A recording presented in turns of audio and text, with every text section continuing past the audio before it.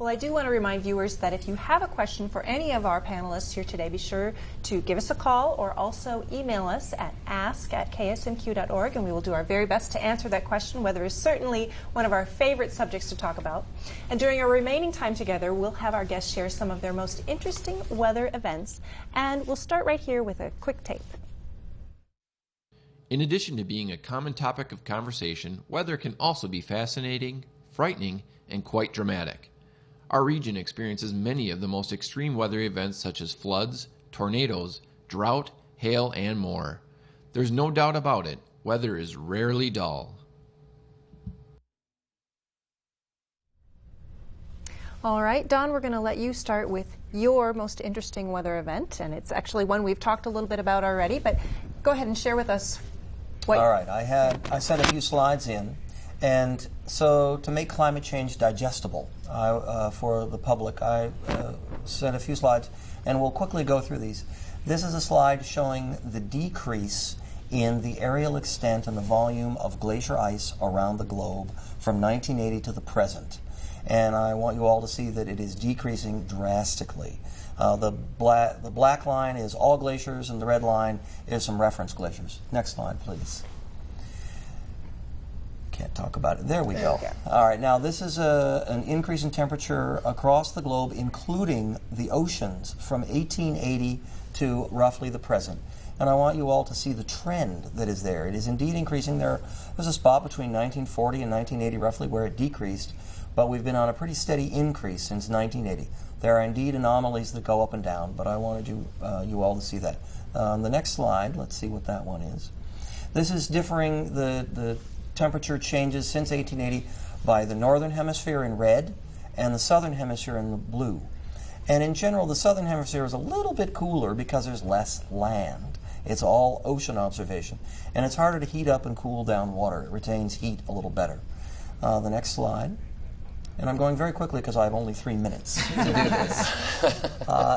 This shows, this separates out the land from the ocean temperatures rather than the hemispheres. Aggregate once again from 1980 to the present, and I'd like you all to see how the land is heating up quite a bit more than ocean temperatures. But once again, we've got this drastic increase happening from roughly 1980 to the present. There are some ups and downs in the system, but that's what's happening. And in the next slide, this is all the global temperatures put together, ocean together, hemispheres together. These are, excuse me, I'm incorrect. This is the Met station, so this is only land-based. Once again, similar patterns. And our next slide. Okay, that is the last one. So what I'd like to say is online, I believe on the website, where all these graphs came from, this is posted online. You can go to the National Climate Data Center, you can go wherever these are linked to and so on, and find the same kind of data yourself. Any helpful hints for people interpreting? And these charts are very useful and very user-friendly, but any advice you give them on interpreting the data actually from any of you folks? I'm sure you've all seen one caveat pieces. I have is I would trust more than the one single researcher's website. I would look at the large research consortiums and the large government agencies. They're going to put something out that has been vetted by at least a handful, if not hundreds or even thousands of scientists. Okay. There are a few naysayers out there, listen to them. But if there are 1,000 voices, for example, on the IPCC report, saying this is what we think's happening, versus the 2 that say, no way, well, what do you want to listen to? To be educated consumers of information. All right, Kathy, we're going to take a look at your pieces next, and we're going to start with the one about hurricanes, and I would love for you to share the story of your dad that you shared with me earlier and his experience with a hurricane, because we don't get those here in Minnesota. We don't get hurricanes in Minnesota. We have sometimes gotten the remnants of hurricanes actually making it to Minnesota, but my father, who is a retired dairy farmer, I grew up in southeastern Wisconsin on a dairy farm, and when my dad retired from farming at the age of 60 he went to the Peace Corps in Jamaica, and was in Jamaica in 1988 when Hurricane Gilbert went across the entire island, which on the bottom of the screen there is the smallest island of which those dots are directly passing over. So my father was there, and being a native Midwesterner, dairy farmer thought, how bad can it be? It's a hurricane. I've lived through severe storms and tornadoes and all this kind of stuff. And he did tell me later that he was duly impressed by this hurricane when the garage from down the street landed in his front yard, and also by the devastation that he saw when he was there on the island. And this little image just goes to show here for Iowa that some hurricane tracks actually have made it either right into Iowa or really, really close. Not very many, but we have had a few. So hurricanes, maybe not something we would normally think of as a weather story here in the upper Midwest, but things do happen. The next couple are just a couple of images of clouds, because I think all of us, if you have grown up in the Midwest, actually if you've grown up anywhere, you like to look at the clouds. And so in the summertime we get these spectacular thunderheads, these tall cumulonimbus where you can see the tops of them essentially reaching the top of the troposphere and they starting to spread out. And also the mammatus, which are very ominous looking when you do see them. Sometimes they're kind of green and they make you sort of get a little creeped out. Run for the shelters. They're not always a sign of severe weather, but they certainly can be. All right, great photos, great photos. Steve, we're going to turn to your photo next. You shared with us a picture, I believe it was, of a moon halo. Yeah, moon halo, typically seen in the really anywhere in the country, more in the fall or winter when you get a high layer of crystalline cirrus clouds that are uniform, thin, and you can get this bright halo effect. And you can kind of see it in the sun, but especially the moon at night. It really can be very vibrant and very vivid. And I was a greenhorn meteorologist for the National Weather Service down in Lake Charles, Louisiana in 1988. I saw Gilbert on the radar there, and the old WSR 57 model number 2. But I took a call about 10 o'clock at night. I was working the swing shift, and in South Louisiana, it can be hard enough to understand sometimes some of the dialect you get, because you get people of the Cajuns, and there's some other classes down there that it's very difficult to understand. And this woman was just frantic, and she's just uttered out, "What that paper?" And I couldn't understand it. And finally, I just kind of got her to go slow, and she said, "What dat be up there?" And I puzzled, and it finally dawned on me, it was the moon halo.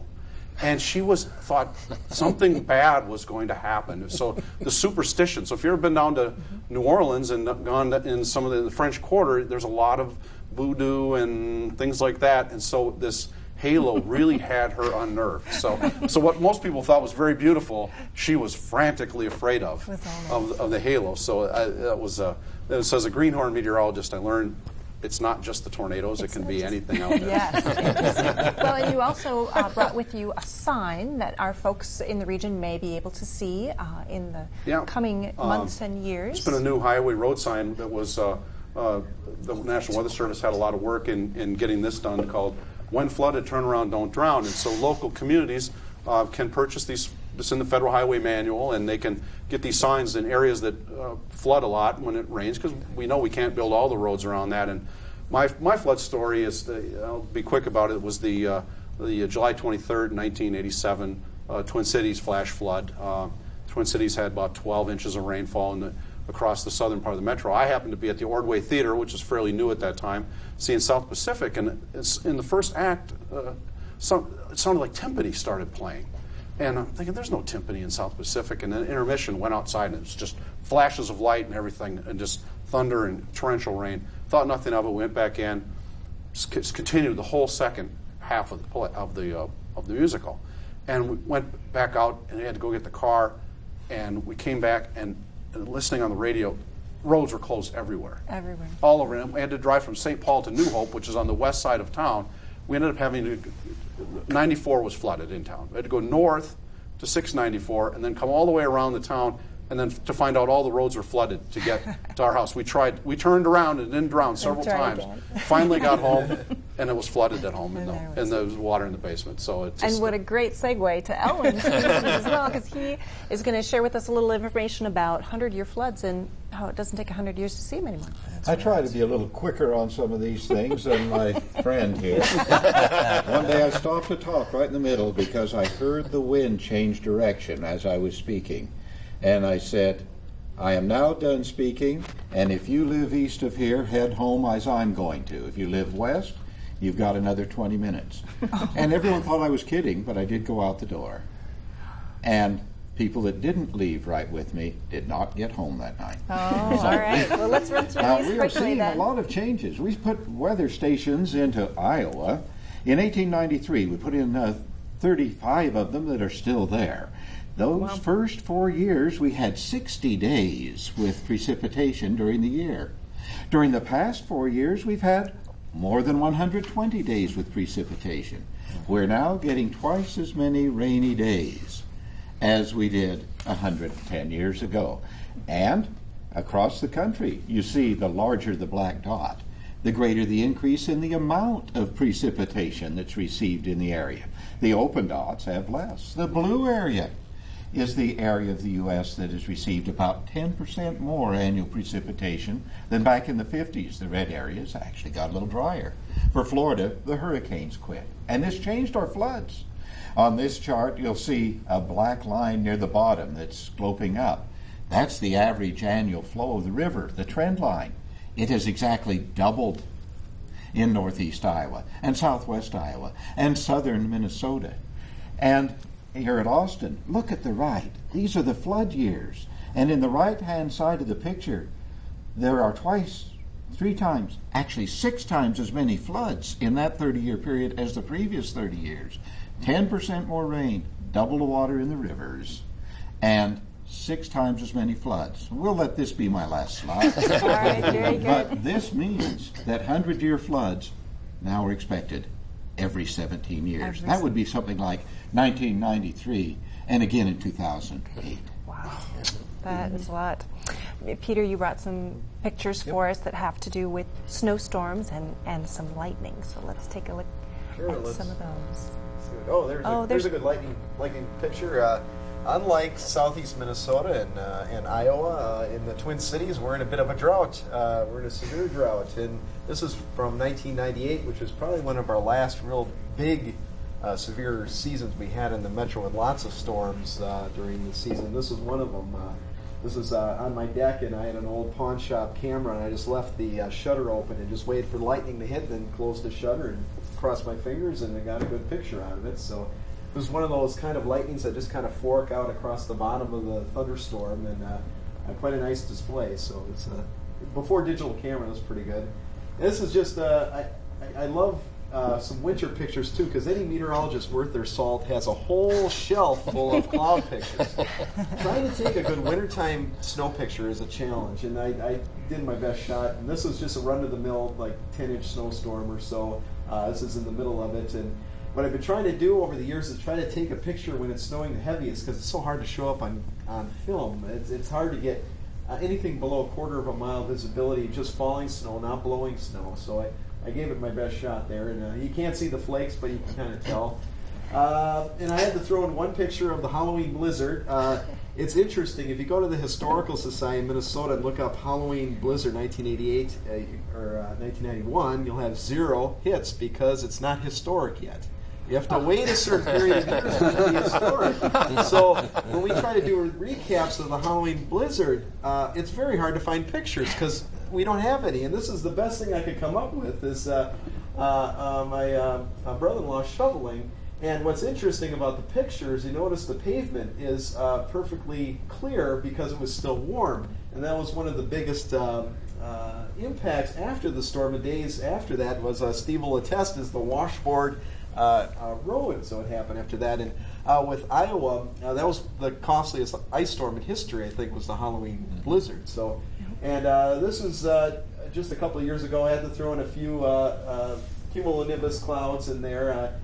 This is towards the end of the night and moving off to the east, and Just a real nice picturesque shot of some clouds, and thankfully the storm's moving away from me at this point. But never saw a tornado, but I've seen some interesting cloud pictures. Great. All right, and Craig, you are a meteorologist worth your salt. You have some beautiful cloud pictures. I have a bunch of photos. I'd like to tell a quick story Please first, do. if I could, though, and then we'll get to the photos. I'm from Cedar Falls, Iowa, and last year there was a major flood on the Cedar River there, and also the Parkersburg tornado. It was just west of Cedar Falls, and our church had work crews out for damage for these. I went to a home that I went to work on flood damage. There were people on the roof fixing the roof from the tornado that hit them about 3 weeks earlier than that. So this is one house that was hit by a tornado followed by flooding from the Cedar River, all in less than a month. So I don't know what the odds are of that, but they were feeling pretty picked on. This is a shot of a thunderstorm. It's pretty classic. This was taken in northeast Iowa. And you can see the classic anvil top on that storm as the updrafts flatten out across the top. It's underneath that anvil where you'd see the mammatus type clouds. And we can go on to the next photo here. There are some mammatus clouds. Now, Kathy's were a different color, but these were more of a yellow color. And that's just because of the sunlight, as it gets near sunset, was changing colors and putting kind of a yellow cast.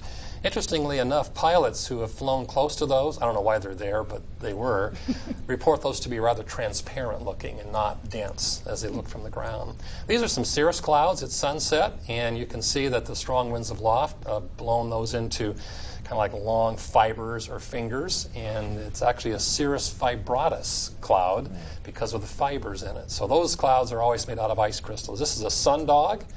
Also is taken around the Cedar Falls area, and you can see the sundogs on either side there of the sun, and that in this case is caused by snow blowing and the sunlight being bent as it goes through the ice crystals, causing those glints of light. This is something that's really cool to me. It's called a pileus cloud. That's the cap. It's on top of this building cumulus cloud, cumulus congestus actually. And what the cloud is doing is lifting a layer of moisture, moist air. The air is flowing over the top of that cloud like air going over a mountain. And so it's creating this thin cap cloud. And once it got higher, that cloud actually dissipated because drier air evaporated it. This is a boring cumulus cloud. This is something everybody would see, nothing spectacular about it, but very common here on summer afternoons. And these are altocumulus. It's a mid-level cumulus cloud. Actually, alto means high, but it's higher than the lower type cumulus cloud. So it's in the mid-levels, if that makes any sense whatsoever. And the air is really kind of rippling there. And this is an altostratus type cloud, but it has some ripples in it. And just caused by kind of an up and down motion, sort of like waves you would see in the air. And this one here is a big old cumulonimbus. It's like a bomb went off. And actually, my wife and daughter were underneath that in a dress shop buying a wedding dress. This was a number of years ago. So I had ground truth on what actually happened under there. And they did survive it. So it rained and there was some small hail and wind. But something we see right here in the summer. That's another one there, another cumulonimbus cloud, big old anvil on top of that. That storm was about 40 miles away. And so you can see the fibrous look of the cirrus on top, and then the cumulus structure underneath with those big billowing clouds with the pink on them there. So right. And these cloud pictures are fantastic. Tell the story about how that got you to be a meteorologist. When I was a child, like 5 or 6, 7 years old, I was interested in the sky. And so that's what got me fascinated about science and about weather, and how does that work.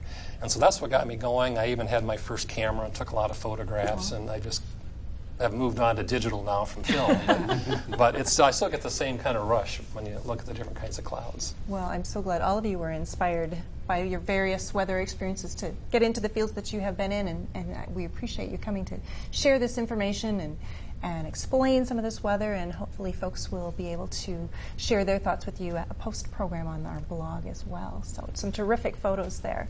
That is awesome. Well, we can't help but be immersed in the weather, and here at KSMQ, we always encourage our audience to be active viewers. And I encourage you to visit our website, ksmq.org, to find links to the various organizations and programs we've discussed here tonight.